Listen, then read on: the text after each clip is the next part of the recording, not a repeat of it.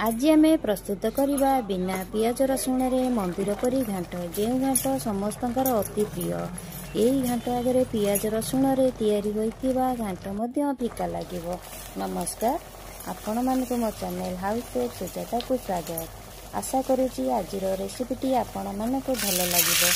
वीडियोटी को लास्ट पर्यंत देखूँ। जदि रेसिपीटी भल लगे तेबे वीडियो को लाइक कमेंट और शेयर करने।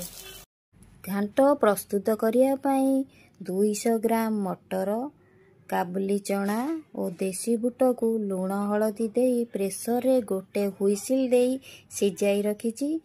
फाळे नड़िया को अल्प काटी करी नेइची और अल्प कोरा नड़िया नेइची। 100 ग्राम गजा मुग नेइची।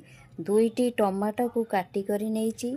4 रु 5 खंड ओउ नेइची एवं छोट खंड अदा को छेची करी नेइची। वर्तमान चलतु देखिबा घाट पाई केउ केउ परिबा सबु नेइची। बड़ बड़ खंड करी 2टी आलू काटी करी नेइची। 200 ग्राम कखारू, 200 ग्राम अमृतभंडा, गोटे गाजर, 100 ग्राम माटी आलू, 100 ग्राम सारू को काटी करी नेइची। 200 ग्राम पोटल, 200 ग्राम कांकण, 100 ग्राम जन्नी, 100 ग्राम काकुड़ी, 100 ग्राम बीन्स, 100 ग्राम झिडुंग, 100 ग्राम कुंदुरी, गोटे छुई को काटी करी नेइची एवं गोटे कदली और गोटे बैगण को काटी करी हलदी पानी रे पकाई रखिची। जहा फल रे बैगण और कदली कला पड़िबनी। जदि आपण चाहिए आउ किछि परिबा ऐड करि परिबे किंबा स्किप करि परिबे।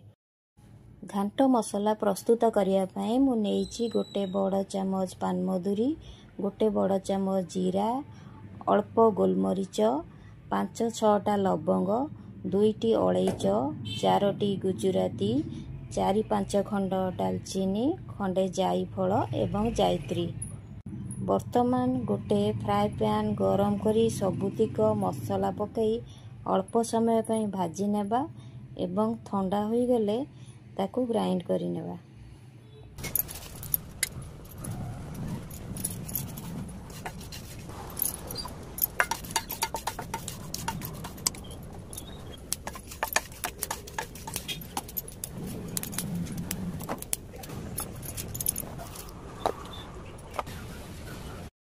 तेबे चलतु आमे घांट प्रस्तुत करिबा।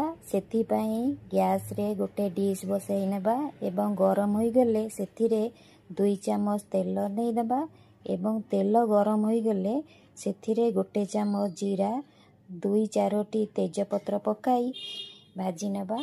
जीरा फुटी आसलाणी एबे आलू, सारू, माटी आलू, कखारू, कदली पकाई भाजी नेबा एवं सेथिरे गोटे चामच हलदी गुंड देई भल से भाजी नेबा एवं ताकू किछि समय पई घोड़ाई की छाड़ी नेबा।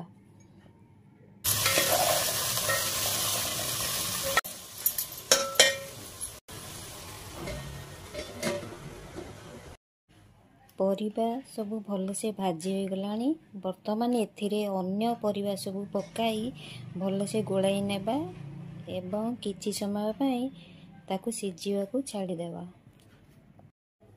एबे परिबा भल से भाजी हो गलानी। वर्तमान एथिरे ग्राइंड होइथिबा अदा, गोटे चामच धनिया गुंड, गोटे चामच जीरा गुंड एवं गोटे बड़ चामच लुण देई भल से गोलाई नेबा। 2-3 मिनिट सिजिबा को देबा।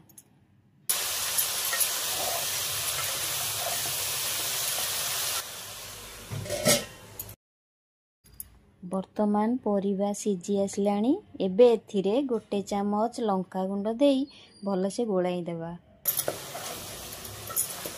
एवं सिजा होइथिबा मटर बुट को पकाइबा एवं कटा होइथिबा बैगण एवं छुई को देई गोलाई देबा एवं गोटे ग्लास पानी देई 5 मिनिट सिजिबा को देबा। परिबा सिजी गलानी। एबे एथिरे कटा होइथिबा नड़िया, ओउ, टमाटो एवं गजा मुग को पकाई गोलाई नेबा एवं 5 मिनिट फुटिबा को देबा। वर्तमान एथिरे गोटे चामच गुड़ एवं ग्राइंड होइथिबा घांट मसला पकाई गोलाई अल्प समय फुटिबा को छाड़ी देबा।